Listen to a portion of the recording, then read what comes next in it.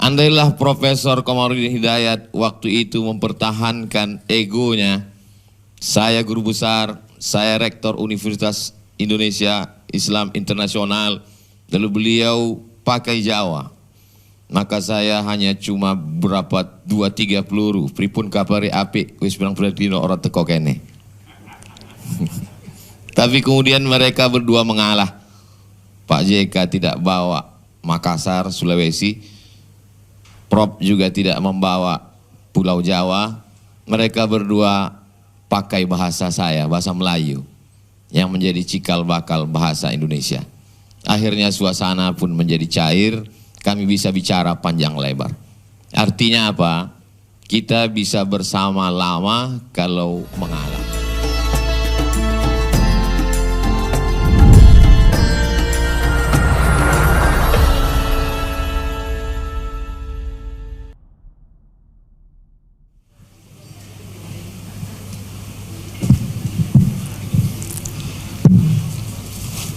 Bismillahirrahmanirrahim. Assalamualaikum warahmatullahi wabarakatuh.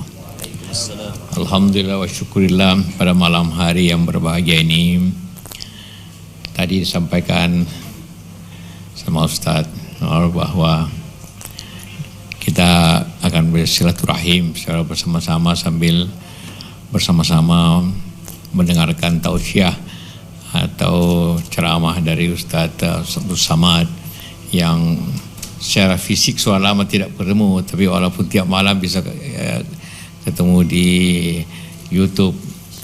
Ya. Karena itulah di samping itu juga seperti disampaikan, ya kebetulan aja saya dengan istri beliau sudah 50 tahun, 53 tahun, setengah abad lebih. Semuanya tidak pernah dirayakan kecuali satu kali waktu 50, Ustaz. Selebihnya selalu lupa.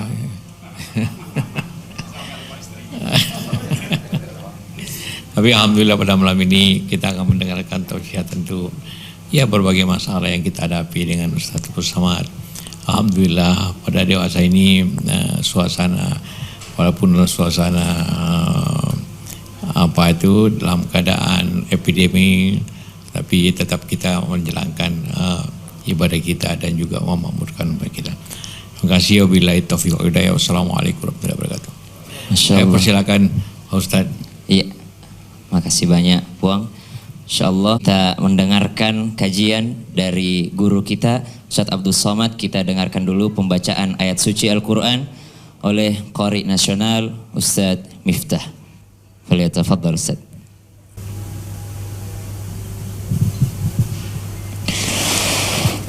أعوذ بالله من الشيطان الرجيم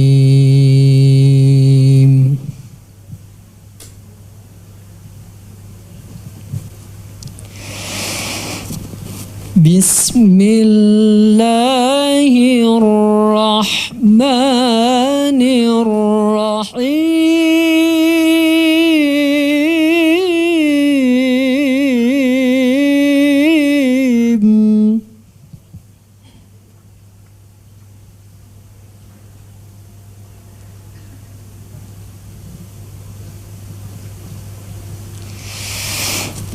وَإِذْ تَأَذَّنَ رَبُّكُمْ لَئِن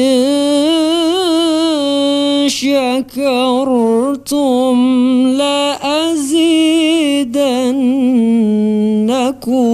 وَلَئِن كَفَرْتُمْ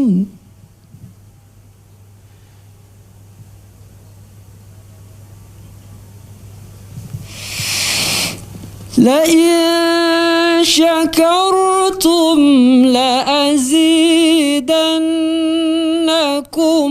ولئن كفرتم إن عذابي لشديد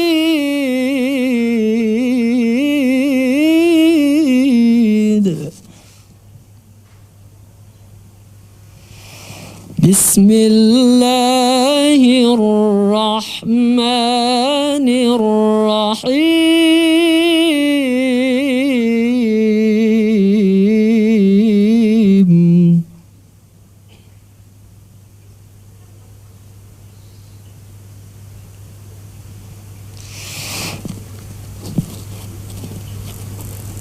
هو الله الذي لا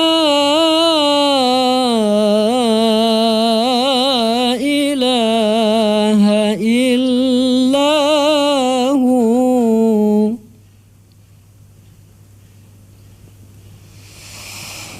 هو الله الذي لا إله إلا هو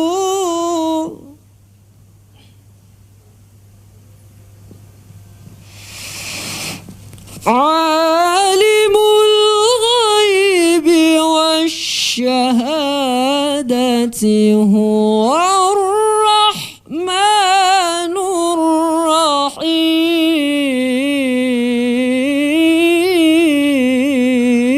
الرحيم عالم الغيب والشهادة هو الرحمن الرحيم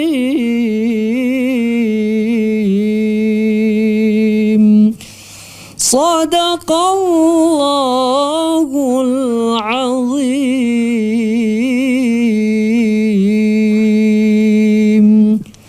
صدق الله العظيم السلام عليكم ورحمة الله وبركاته Bismillahirrahmanirrahim. Assalamualaikum warahmatullahi wabarakatuh. Kullu amrin dzibalin, semua amal yang baik, walam yubda bihamdillah, kalau tidak dimulai dengan alhamdulillah fahuwa aqta, maka amal itu putus, tidak bisa dibawa sebagai bekal menghadap Allah. Maka saya awali dengan alhamdulillahi rabbil alamin. Setiap majlis kalau tidak disebut namanya, maka majlis itu menjadi antanajifah, majlis bangkai, busuk dan berbau. Maka saya sebut namanya Allahumma salli ala Sayyidina Muhammad wa ala ali Sayyidina Muhammad. Kami duduk satu meja. Bukan berarti saya minta meja Anda. Ada Pak JK, ada Prof. Komarudin Hidayat, kemudian saya. Saat itu kalaulah mereka ini mempertahankan egonya masing-masing, Pak JK mempertahankan bahwa saya sahibul bait, lalu kemudian beliau pakai bahasa Makassar, saya cuma siapkan satu peluru, agak kareba, tak ada yang lain. Andailah Profesor Komarudin Hidayat waktu itu mempertahankan egonya, saya guru besar, saya rektor Universitas Indonesia Islam Internasional, lalu beliau pakai Jawa, maka saya hanya cuma berapa 2-3 peluru, pripun kapari apik, wis bilang dino orang teko kene. Tapi kemudian mereka berdua mengalah. Pak JK tidak bawa Makassar, Sulawesi, Prof juga tidak membawa Pulau Jawa, mereka berdua pakai bahasa saya, bahasa Melayu, yang menjadi cikal bakal bahasa Indonesia. Akhirnya suasana pun menjadi cair, kami bisa bicara panjang lebar. Artinya apa? Kita bisa bersama lama kalau mengalah. Saya pun sebenarnya berdiri di sini dalam rangka mengalah juga. Karena kalau saya di dalam, yang di luar tidak akan komplain. Karena mereka segan dengan Pak JK. Tapi nanti di komen YouTube-nya. Oleh sebab itu maka Nabi SAW pun mengajarkan itu. Ketika Nabi dengan pasukannya yang begitu besar, dia tidak dalam keadaan lemah waktu itu. Dari kota Al-Madinah Al-Munawwarah, 500 km, naik kuda, 8 hari 8 malam sampai ke Makkah. Sebelum masuk ke Makkah ada satu tempat namanya Hudaibiyah. Peristiwa itu terjadi tahun ke-6 Hijrah. Ketika itu orang musyrik Makkah tidak memberi masuk. Muhammad dan rombongan jangan masuk, kecuali kalau mau tanda tangan perjanjian ini. Maka terjadilah perjanjian yang disebut dengan perjanjian Hudaibiyah. Di situ tertulis jelas Muhammad Rasulullah, Muhammad utusan Tuhan. Lalu kemudian apa kata Nabi? Ali, buang Rasulullah itu, tulis saja Muhammad anak Abdullah. Saat itu Nabi mengalah. Bukan berarti dia kalah, dia berkata aku bukan utusan Allah, dia tetap utusan Allah, tapi demi kedamaian. Maka ditulislah di situ Muhammad anak Abdullah. Toh pada akhirnya dia juga diakui semesta alam sebagai Muhammad Rasulullah sallallahu alaihi wasallam. Jadi Pak JK dalam sejarah yang saya paham, yang saya tahu, yang saya baca, yang saya dengar, memang dapat mendamaikan banyak hal. Konflik saudara-saudara kita di Sumatera, kemudian konflik di Sulawesi, bahkan terakhir bersama Dewan Masjid Indonesia di Istiqlal itu saya hanya ketemu dengan Pak Saf, wakil Dewan Masjid Indonesia. Saya tanya, Pak JK kemana Pak? Mendamaikan yang berkonflik di pulau sana. Tapi ketika kemarin acara webinar, saya tanya Pak JK, Bapak kan selalu bisa mendamaikan, ini bisa nggak didamaikan? Kata Pak JK nggak bisa. Kenapa? Karena COVID tidak bisa mau berdamai. Oleh sebab itu kitalah yang mengalah. Makanya sebenarnya saudara-saudaraku, ini bukan kasta-kastaan yang di dalam mulia, enggak. Insya Allah semua yang di luar nih masuk surga. Begitu menyenangkan hati mereka Pak. Tapi ini adalah dalam rangka kita mengalah dengan COVID. Bukan berarti kita kalah sebelum vaksinnya ditemukan. Memang kedatangan COVID ini sudah hiruk pikuk. Tapi tadi kata Prof, nampaknya setelah 6 bulan berlalu, Maret, April, Mei, Juni, Juli, Agustus, saya memang melockdownkan diri. Dari mulai Maret sampai hari ini. Inilah kunjungan saya yang pertama keluar dari Pulau Sumatera, naik pesawat. Tapi Bapak Ibu jangan khawatir, jangan takut, saya sudah lulus rapid test. Dulu sebelum ada COVID itu kalau ada orang pakai cadar dia menjadi pusat perhatian. Saya perhatikan itu di mana-mana, di acara tabligh akbar, di seminar, di kampus. Kalau dia pakai cadar, orang akan memandang ke sana. Sekarang sudah mulai beralih. Siapa yang tidak pakai cadar malah itu yang diperhatikan. Beralih suasana. Dulu kita mengenali orang itu cukup dari paras, dari jauh sudah kenal. Sekarang mata kita mesti betul-betul tajam. Kita mesti bisa mengenali orang setengah wajah. Kalau tidak kita akan tersalah dan terkeliru. Dan itu pengalaman saya pribadi. Beberapa kali saya tidak disalami orang. Tidak ditegur orang. Setelah saya buka baru, Ustadz katanya. Alhamdulillah saya tidak terkena jebakan-jebakan Batman itu tadi. Beberapa tamu saya kenali dengan baik. Dulu kita punya acara, acara yang lama, mengenal wajah, ditampilkan wajah 1/4, setengah, 1/3. Masih ingat acaranya?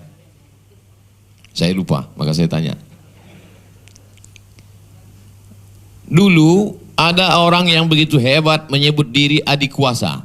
Tapi begitu dia datang, semua luluh lantak. Yang adik kuasa menjadi tidak punya kuasa. Betapa korban-korban berjatuhan. Karena memang COVID ini tidak bisa lagi membedakan siapapun orangnya, status sosialnya, agamanya, dari yang kaya raya, penguasa sampai rakyat jelata. Kalau dia tidak mengalah dengan cuci tangan. Dulu kita diajarkan setiap cuci tangan itu makan. Sekarang kadang beberapa kali cuci tangan tidak makan-makan. Oleh sebab itu memang kita memang betul-betul disadarkan. Ada efek negatif, ada efek positif. Tapi yang paling bisa bertahan dalam menghadapi ini adalah orang yang bisa beradaptasi. Atau kalau tidak tepat kata adaptasi, yang bisa menyesuaikan diri. Maka sebagai pedagang yang sebelumnya dia memasarkannya secara offline, sekarang sudah bisa melalui online. Saya kira Pak JK juga memberikan semangat kepada saya di awal-awal ketika kita ketemu dengan online. Kata beliau, Ustaz Abdul Somad kalau pengajian di masjid paling yang mendengar 1.000, 2.000, 5.000, 10.000. Atau di Tanah Lapang GLBK 100.000, tabligh akbar. Tapi kalau Ustadz share melalui YouTube, melalui online, itu yang nonton bisa jutaan, kata Pak JK. Saya anggap satu sisi itu motivasi buat saya. Tapi di sisi lain itu juga saya kira jadi bahan untuk saya men-share ke masyarakat. Ini kata Pak JK nih, jangan lupa subscribe, like, and share. Betapa kita bisa memanfaatkan sarana prasarana ini. Lagi-lagi kata kuncinya, keywordnya adalah bagaimana kita mengalah dengan keadaan. Bukan berarti kita kalah, mundur selangkah untuk bisa maju memperoleh kemenangan beberapa langkah. Mudah-mudahan negeri ini adalah negeri yang bisa dipersatukan menjadi negeri yang besar karena orang-orang berjiwa besar lagi-lagi mengalah. 1297. Angka 1297 begitu yang tertulis di batu nisan seorang laki-laki namanya Merah Selu. Dari nama itu bukan Arab, bukan Islam. Merah Selu. Suatu malam dia bermimpi. Dia lihat datang seorang berjubah bersorban, meludah ke mulutnya. Dan ketika terbangun dia bisa membaca Al-Quran. Dia tanya kepada tokoh agama di situ, siapakah orang yang kulihat bentuknya begini tadi malam? Kata ulama di situ berkata, itulah Muhammad sallallahu alaihi wasallam. Maka namanya berubah menjadi Al-Malikus Saleh. Al-Malik artinya raja, soleh orang yang soleh, raja yang soleh. Tapi karena sejarawan kita tidak terlalu memperhatikan tajwid, ditulislah di buku sejarah Malikul Saleh. Ya enggak apa-apalah. Toh kalau dia belajar nahwu sharaf, mantik, balaghah, ma'ani bayan, insyaallah akan lurus. Al-Malikus Saleh. Meninggal 1297. Dia punya anak namanya Al-Malikus Zahir. Ditulis dalam buku sejarah kita Malikul Zahir. Seorang raja yang nyata punya kekuatan. Pada masa Malikul Zahir lah datang seorang explorer dari negeri yang sangat jauh. Negeri itu disebut dengan Maghrib, diambil dari kata ghurub. Ghurub artinya tenggelamnya matahari. Karena waktu itu mereka belum tahu ada negeri lagi di seberang sana yang disebut dengan Amerika.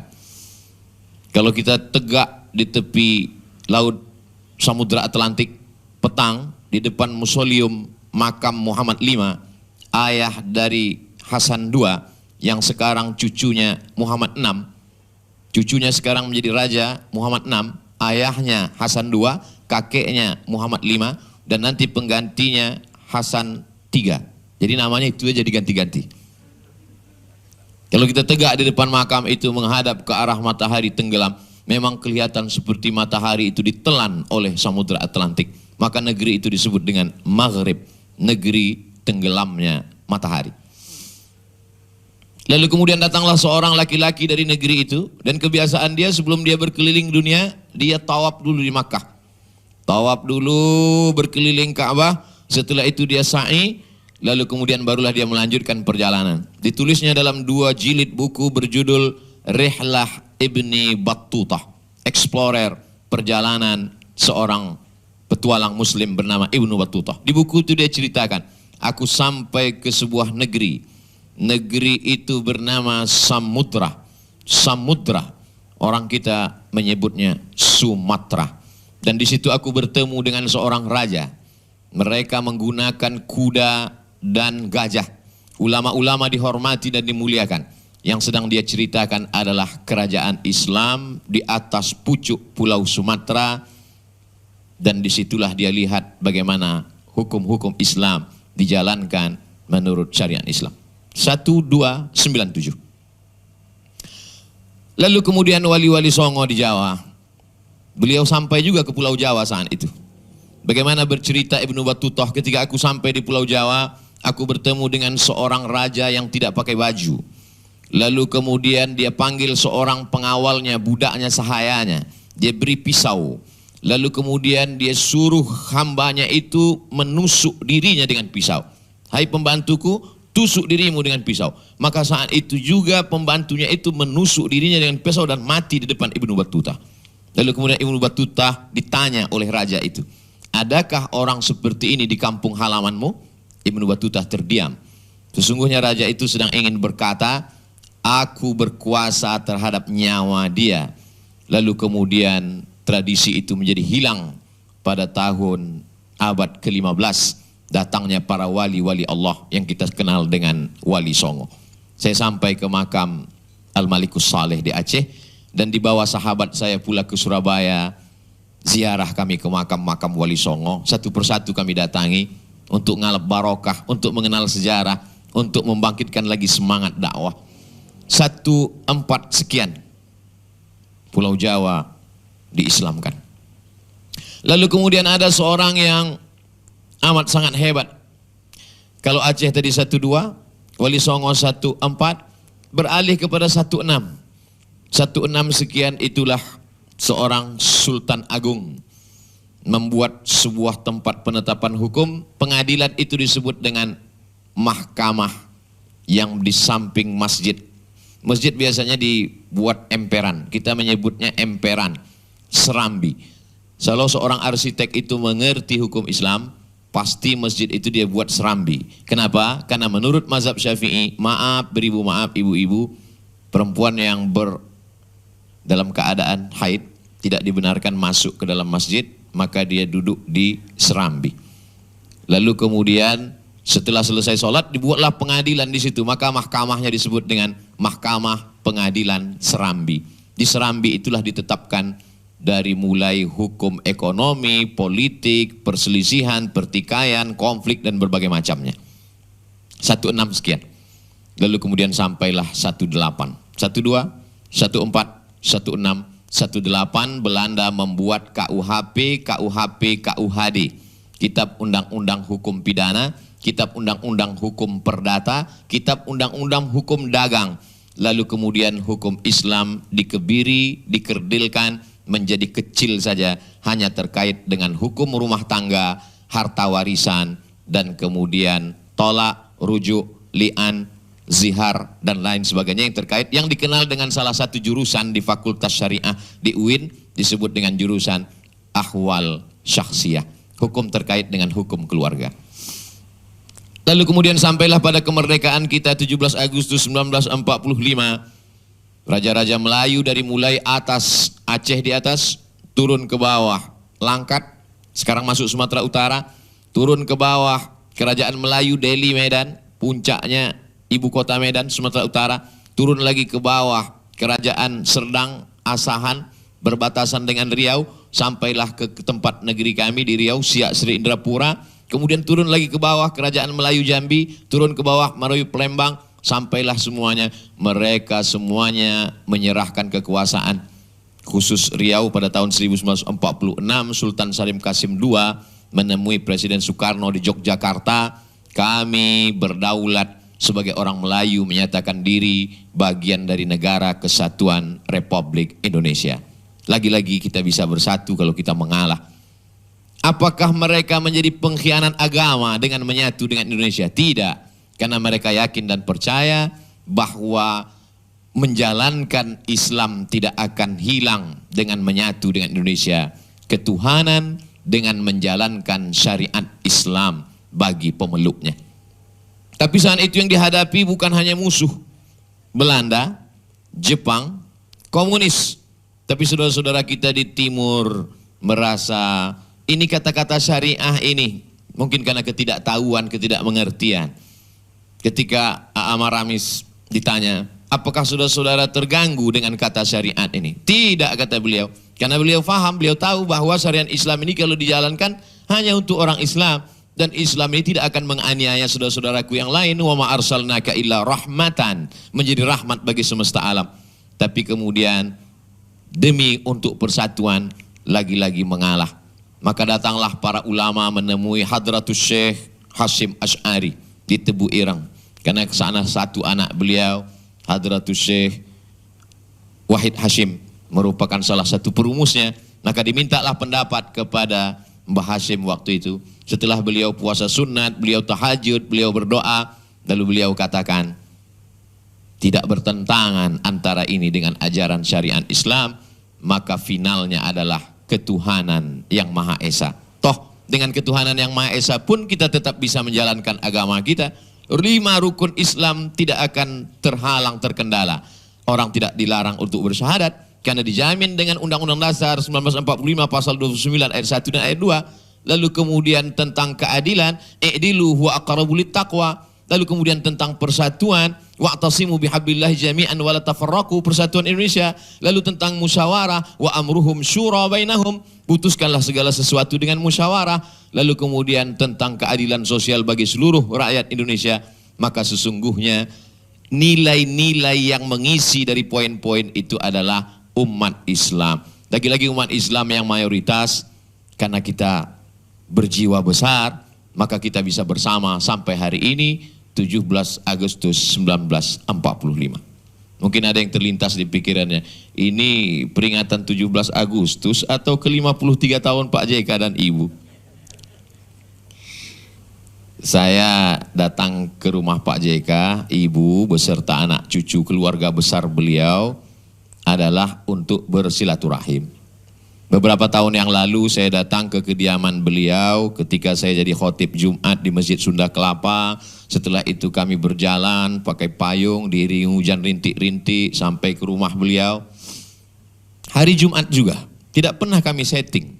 Waktu itu saya khutbah Jumat dan ini pula malam Jumat.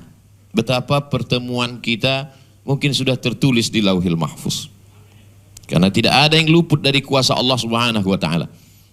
Yang pertama diciptakan Allah qalam. Allah bersumpah dalam Al-Quran demi qalam. Nun wal qalami wa ma yasturun. Lalu kemudian kata Allah, ya qalam uktub, tulislah. Maka tertulis di situ langkah, rezeki, pertemuan, maut. Sebagian wali-wali Allah bisa menilik, mengeker, meneropong, mengintip itu. Karena kasyaf. Dalam tasawuf kasyaf, tersingkapnya tirai. Saya tidak tahu apa yang ada di sebalik sana. Tapi begitu tirai disingkapkan kelihatan. Oleh sebab itu, kenapa Islam penyebarannya luar biasa di Nusantara? Karena ulama-ulama tasawuf bisa menggantikan posisi dukun, penasehat-penasehat raja-raja. Waktu itu raja-raja dinasehati oleh para dukun-dukun, ahli-ahli peramal-peramal, dengan persahabatan mereka dengan jin dan setan. Lalu kemudian ketika datang ulama, ulama menggantikan posisi itu, maka digantikanlah mantra-mantra dengan doa-doa. Ramalan-ramalan digantikan dengan kasyaf mereka karena munajat zikir mereka kepada Allah Subhanahu wa taala. Oleh sebab itu proses islamisasi kita tidak berdarah-darah, tidak dengan pedang, tapi dengan pendekatan local wisdom. Lagi-lagi ulama dulu. Kalaulah ulama dulu tidak mengalah, mereka mempertahankan, maka datanglah Sunan Kalijogo. Dia tidak bersorban, dia pakai belangkon. Lalu kemudian dia buatlah syair-syair. Dia tahu orang di Pulau Jawa suka lagu-lagu. Bahkan sampai sekarang pun kami di Pekanbaru selesai azan itu langsung saja sholat qabliyah. Tapi kalau saya di perkampungan saudara-saudara kita yang dari Pulau Jawa itu ada solawatan-solawatan. Karena kalau saya bawa rombongan jamaah sahabat-sahabat mereka nanya, itu apa tuh Pak Ustadz kok nyanyi-nyanyi? Itulah dakwah Wali Songo dulu. Mereka punya darah seni yang luar biasa. Mereka bisa robah itu solawat dengan lantunan-lantunan yang tidak pernah terdengar di Makkah, tidak ada di Madinah, tidak ada di Maroko, tidak ada di Mesir. Tapi kreasi mereka yang luar biasa. Salatullah, salamullah, ala taha rasulillah. Salatullah, salamullah, ala yasin habibillah. Tawassalna bismillah wa bil hadi rasulillah wa kulli mujahidin lillah bi ahlil badri ya Allah.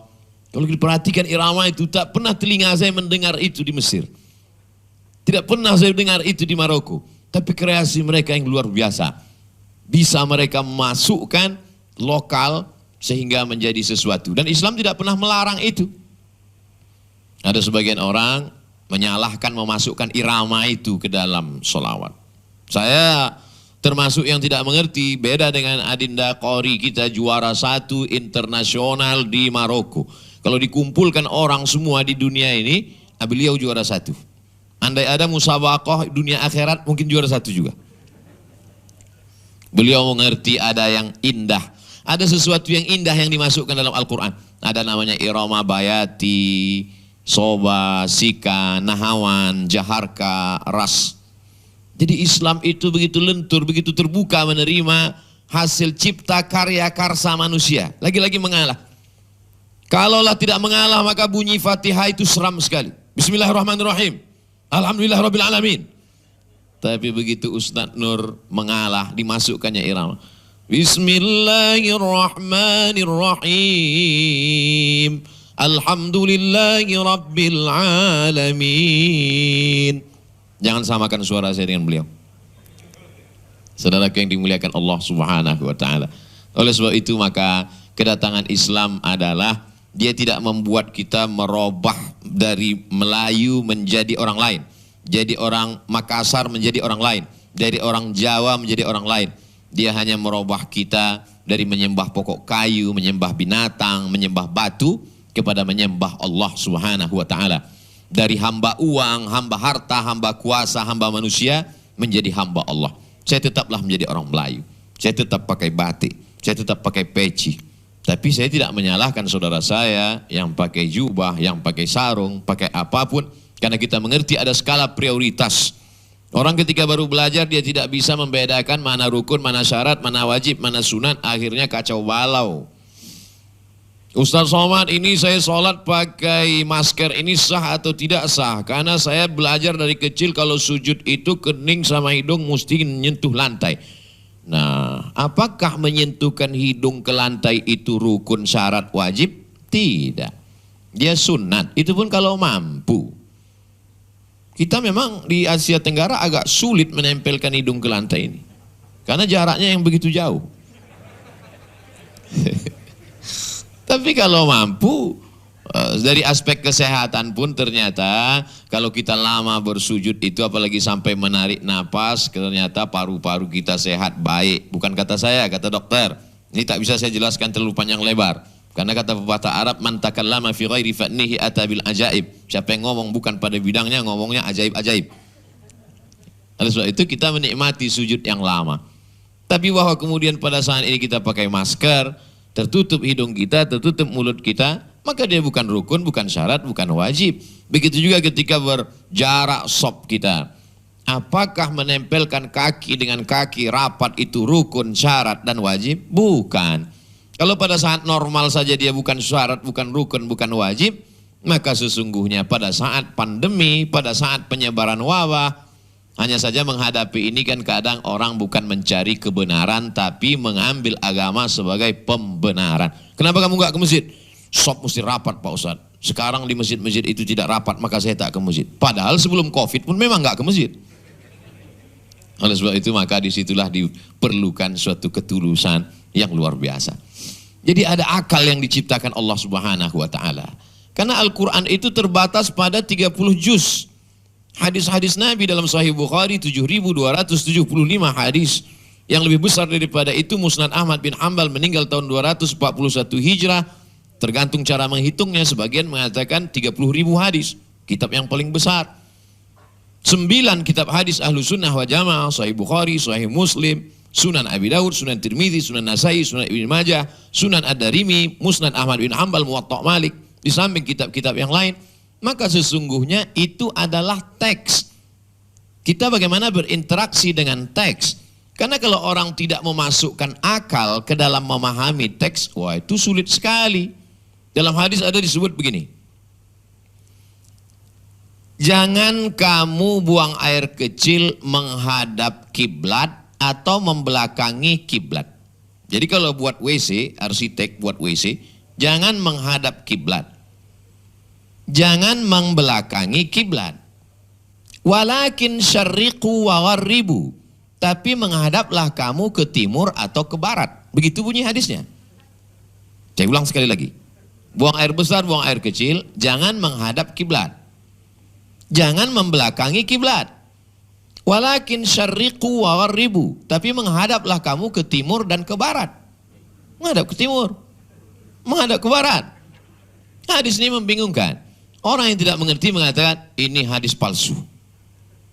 Itu cara cepat supaya jangan ditanya orang. Padahal hadis itu sahih. Tapi kalau digunakan akal agak sedikit saja. Sebetulnya konteks hadis itu kan di kota Madinah. Makkah selatan. Madinah utara. Maka jangan kamu menghadap ke selatan, jangan menghadap ke utara. Tapi menghadaplah ke timur dan ke barat.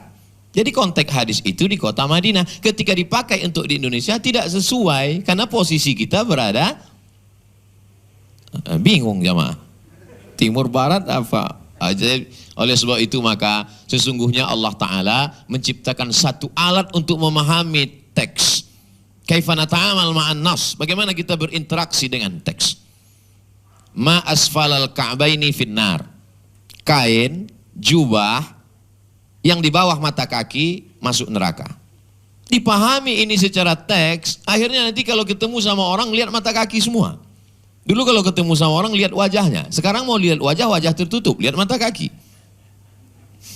Padahal yang dimaksud Nabi SAW itu bukan tekstual, tapi kontekstualnya saat itu adalah memang jubah-jubahnya raja-raja Romawi, raja-raja Persia waktu itu di bawah mata kaki semua. Mereka kalau pakai jubah itu panjang sekali ke belakang dan mereka amat sangat bangga kalau jalan makin panjang jubahnya makin hebat, semua makin berdecak kagum. Mereka ini senang sekali kalau kita lewat, semua sekeliling itu seperti melihat kucing. Hebat. Jadi sesungguhnya yang ingin dipesankan Nabi dalam teks itu adalah jangan sombong. Makanya Abu Bakar datang melapor kepada Nabi SAW. Ya Rasulullah, ya saya ini kain saya, jubah saya lewat ke bawah gimana? Kata Nabi, anta lasta minal khuyala. Kamu kan gak sombong, jadi gak apa-apa, kata Nabi SAW. Oleh sebab itu dikombinasikanlah antara hadis teks ini dengan pemahaman. Maka kata Imam Nawawi dalam kitab Syarah Sahih Muslim, Al-Minhaj Syarah Sahih Muslim Ibn Al-Hajjaj, dijelaskan juga oleh imam besar dalam kalangan mazhab, bahkan bukan mazhab Syafi'i, yaitu kitabnya Imam Asy-Syaukani, judulnya Nailul Autar. Juga disebutkan dalam kitab Subulus Salam, Syarah Bulughul Maram, ditulis oleh Imam As-San'ani. Dijelaskan juga oleh ulama besar Al-Azhar bernama Syekh Atiyah Saqar dalam kitab Fatawa Al-Azhar. Disebutkan juga oleh Syekh Yusuf Al-Qardawi dalam kitabnya Kaifana Ta'amal Ma'as Sunnah, bagaimana kita berinteraksi dengan sunnah. Jadi tidak bisa kita pahami satu teks lalu kemudian kita telan bulat-bulat, kita terjemahkan, maka akan lahirlah pemahaman-pemahaman secara tekstual yang akan menyesatkan, bahkan menimbulkan konflik. Padahal hari ini orang beragama itu kan ingin mencari ketenangan. Dia sudah sibuk dengan hiruk pikuk masalahnya di kantor. Lalu kemudian di jalan juga dia menghadapi macet yang luar biasa. Tapi alhamdulillah Pak JK, saya beberapa kali ceramah ke rumah Pak JK itu nggak ada macet sama sekali. Karena providernya double. Orang sudah punya masalah besar di kantor. Lalu kemudian di jalan juga dia punya masalah besar. Dia ingin ke masjid itu mencari ketenangan. Ternyata di masjid pun juga terjadi ikhtilaf. Dari mulai masuknya saja sudah ikhtilaf. Di mana letak ikhtilafnya? Dari bismillahnya aja udah ikhtilaf. Yang satu bismillahnya jahar, Bismillahirrahmanirrahim. Yang satu bismillahnya sir, Bismillahirrahmanirrahim. Terjadi konflik berkepanjangan di Indonesia. Nahdlatul Ulama jahar, Bismillahirrahmanirrahim.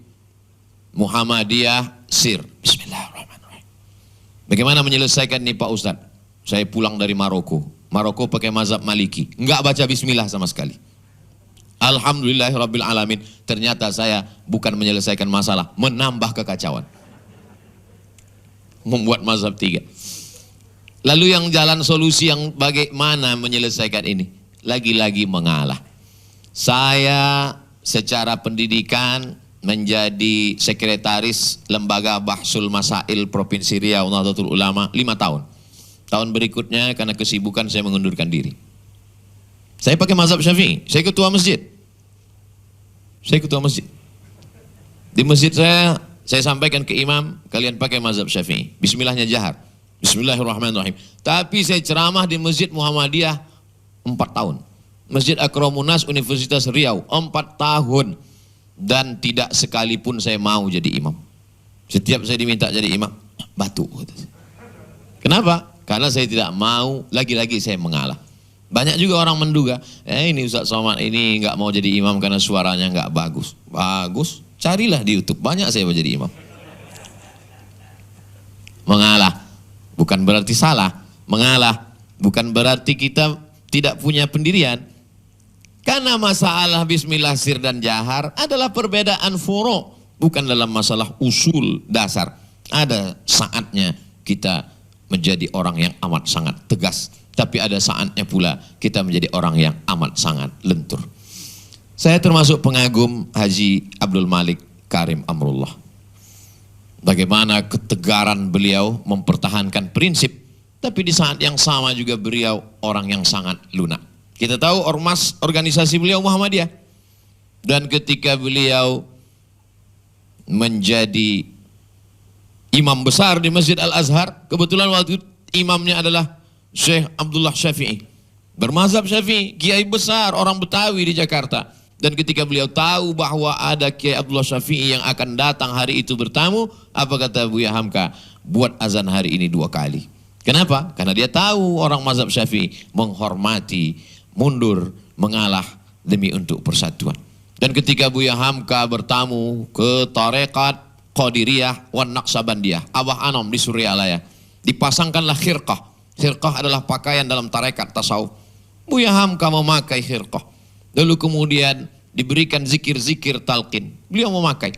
Beliau menulis tafsir Al-Azhar. Tapi kajian yang beliau buka di Masjid Al-Azhar bukan kajian tafsir.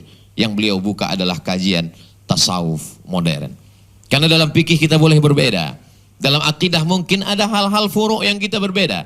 Tapi dalam masalah tasawuf, dalam masalah hati, dalam masalah ikhlas, dalam masalah ridha, dalam masalah tawakal, dalam masalah tazkiyatun nafs, di situ ada titik-titik pertemuan, ada titik-titik persamaan.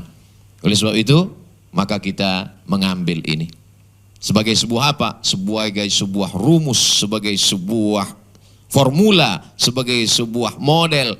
Insya Allah. Yang sulit ini kan sebetulnya bukan menjinakkan buaya. Menjinakkan buaya ini senang. Yang sulit itu adalah menjinakkan pawang-pawang buaya. Kalau pawang-pawang ini sudah dijinakkan, yang lain itu. Di situ kelebihan Pak JK. Pak JK bisa menjinakkan pawang-pawang ini. Pawang-pawang itu sudah jinak, yang lain itu sudah bisa selesai masalah. Jadi tidak heran kalau Pak JK dan Ibu sampai malam ini saya ucapkan selamat ulang tahun yang ke-53 tahun. Pak JK masih 53 kata orang. 53 berdua dengan Ibu. Semoga berkah selalu sampai anak cucu beliau dijadikan Allah anak-anak yang soleh dan solehah.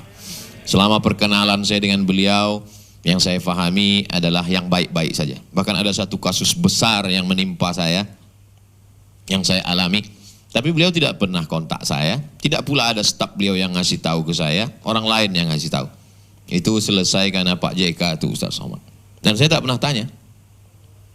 Mungkin beliau beramal, dia ingin ikhlaskan Allah Subhanahu wa taala. Pada titik keikhlasan itulah sebenarnya kita bertemu. Dalam sebuah undangan ceramah dari Kairo menuju India, maka Syekh Abdul Halim Mahmud bersorban, berjubah, berjenggot panjang, mursyid tarekat Syaziliyah, tapi gelar PhD Doctor of Filosofinya dari Sorbonne, Prancis. Beliau meneliti tentang Imam Al-Haris Al-Muhasibi. Dan dosen pembimbingnya adalah seorang orientalis. Tapi tidak merubah keyakinan imannya kepada Allah Subhanahu wa taala. Lalu kemudian ketika beliau diundang ceramah dari Kairo menuju India, di pesawat itu beliau menulis buku. Beliau nulis sampai di India jadi satu buku. Itulah buku berjudul Alhamdulillah Hazihi Hayati. Alhamdulillah Hazihi Hayati. Harap jangan kaitkan Hayati dengan Zainuddin. Alhamdulillah Hazihi Hayati, inilah kehidupanku. Autobiografi perjalanan Grand Syekh Al-Azhar Abdul Halim Mahmud. Saya baca buku itu, saya beli waktu di Kairo. Kata Syekh Abdul Halim Mahmud, ada 3 aliran dalam Islam yang tidak pernah bertemu. Pertama, aliran Nassiyun, kalangan tekstualis. Mereka hanya berpegang kepada teks. Ar-Rahman alal arsyistawa, Allah bersemayam di atas aras. Enggak boleh ditakwilkan. Allah di atas aras, memang betul-betul di atas aras. Sedangkan kalangan Imam Abul Hasan Al-Asy'ari, mereka mentakwil itu.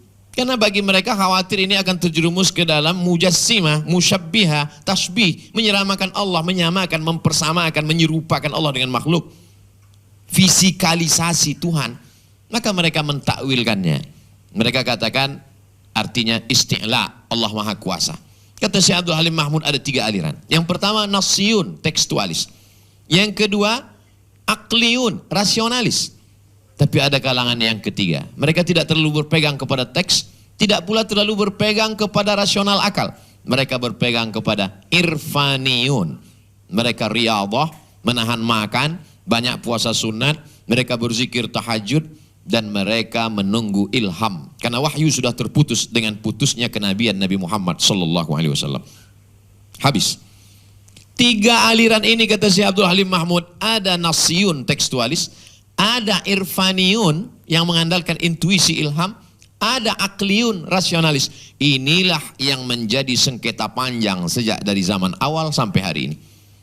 Kita lihat dalam sejarah, ada akliyun rasionalis Wasil bin Atha, ada nasiyun Ahmad bin Hambal, ada akliyun al-muhasibi, irfaniyun tasawuf, batin, spiritual. Tiga kelompok ini tidak pernah ketemu. Tapi kata Syekh Abdul Halim Mahmud, ada satu stasiun mempertemukan mereka. Mereka akan bertemu pada titik mukhlishina lahuddin. Orang kalau sama-sama ikhlas, maka insya Allah dia akan ketemu. Pak JK, entrepreneur, businessman, politik. Saya dibilang dakwah, kajian keislaman, prop dalam bidang filsafat. Tokoh-tokoh masyarakat yang hadir pada malam hari ini, ada yang tak dapat saya lihat wajahnya, ada yang dapat saya lihat wajahnya lupa namanya. Lagi-lagi mudah-mudahan mereka memaafkan saya karena tema kita mengalah. Artinya apa? Bahwa Allah Subhanahu wa taala membuat kita bertemu pada beberapa titik-titik stasiun.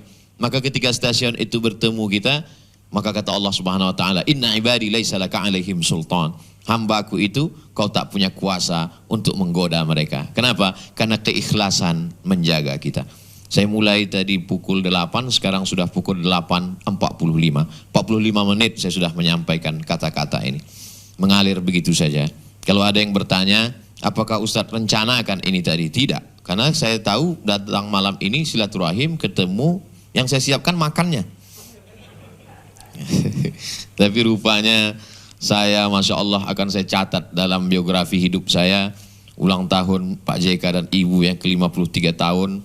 Kebetulan saya sedang di Jakarta, habis lockdown PSBB panjang, saya dipertemukan Allah, maka keberkahan luar biasa. Saya tidak menyampaikan nasihat, tidak menyampaikan tausiah, hanya bercerita saja. Kalau ada di antara Bapak Ibu melihat saya, kenapa tidak seperti di YouTube, kenapa cepat sekali, grogi di depan orang-orang besar malam ini. Mudah-mudahan pertemuan kita ini pertemuan yang mendatangkan rahmat dan barokah. La yabruku ahadukum kama yabrukul ibilu. Barokah, yabruku, turun. Kalau kita cari dalam akar bahasa Arab, barokah yabruku, turun. Dikatakan orang barokah. Apa sih barokah itu? La yabruku ahadukum kama yabrukul ibil. Janganlah kamu turun ke bawah seperti turunnya onta. Hadis tentang sujud. Lebih dulu turun lutut dulu atau tapak tangan dulu. Saya tak pernah mempermasalahkan mau turun lutut dulu silakan, mau turun tangan dulu silakan, asal jangan kening dulu. Karena hadisnya memang ikhtilaf antara riwayat Abu Hurairah dengan riwayat satu lagi. Sudah saya bahas tuntas panjang lebar dalam buku 99 tanya jawab sholat. Ustadz ujung-ujungnya jual buku juga. Buku itu bisa di-download gratis PDF. Yang ingin saya mau kutip adalah onta turun itu bahasa Arabnya barokah ya bruku, turun. Saya punya tanah, Prof punya tanah, Pak JK punya tanah, Ustadz Nur punya tanah. Kita punya tanah, petak-petakan dekat. Ustadz punya tanah, Prof punya tanah. Tanah yang paling luas tentu tanah Pak JK. Lalu kemudian datang onta. Onta ini tanpa dikendalikan, gak ada tuannya, dia berhenti di tanah saya. Kenapa di tanah Ustadz? Saya yang cerita. Onta ini berhenti di tanah saya. Ketika onta itu berhenti di tanah saya dapat daging onta, saya dapat kulit onta, saya dapat bulu onta, saya dapat susu onta, saya dapat onta. Apa maknanya? Begitulah barokah. Semua punya tanah, tapi tanahnya nggak berkah. Tanah saya, takut mereka jawab Pak JK. Itu maka disebut berkah. Itu artinya apa? Umur kita boleh sama. Berapa banyak orang yang seumur dengan Pak JK, tapi tidak berkah. Ada keberkahan, ada onta yang turun di situ. Akar katanya, akar kata. Makna lain dari barokah. Kalau kita melihat di gurun pasir, kering kerontang. Kadang kita lihat dari jauh sepertinya ada air. Setelah kita dekati ternyata tidak ada air, fata morgana. Tapi ada memang betul-betul ada air kolam. Kolam itu disebut dengan birkah. Lagi-lagi 3 huruf. Barokah, birkah, barokah. Kalau sudah ada air di situ, semua yang musafir pasti akan mampir minum di sana. Dan kalau sudah ada air di situ akan tumbuh lumut, akan ada tanam-tanaman, akan ada ikan, akan ada serangga, akan ada makhluk Allah. Semua punya tanah, semua punya gurun pasir, tapi tidak semua punya barakah. Oleh sebab itu ketika ada anak orang lahir, yang kita mintakan untuk anak itu adalah barakah. Barakallahu laka fil mauhub. Ketika kita minta makan, doanya kepada Allah bukan minta kenyang, karena tidak semua kenyang itu barakah. Yang kita minta itu adalah barakah. Allahumma barik lana. Bacanya tadi, bukan sekarang. Dan untuk Pak JK Ibu juga yang kita doakan barakah. Barakallahu lakuma wa baraka alaikuma wa jama'a bainakuma fi khair. 53 tahun sudah ucapan itu diperdengarkan. Sampailah malam ini, semoga Allah senantiasa melimpahkan keberkahan kepada Bapak, Ibu, seluruh keluarga, hadirin hadirat yang berhadir malam ini, maupun yang mengikuti program melalui streaming. Jangan lupa subscribe, like, and share. Terima kasih, mohon maaf, banyak tutur kata saya tidak tepat, mungkin pilihan katanya menyinggung perasaan. Saya mohon maaf kepada Pak JK beserta Ibu dan seluruh keluarga hadirin hadirat. Apakah Bapak Ibu memaafkan saya? Udah selesai, daripada saya cari di akhirat, belum tentu kita ketemu, saya di VVIP. Doa, berdoa kan boleh, apalagi diaminkan oleh jamaah. Terima kasih, mohon maaf, wassalamualaikum warahmatullahi wabarakatuh.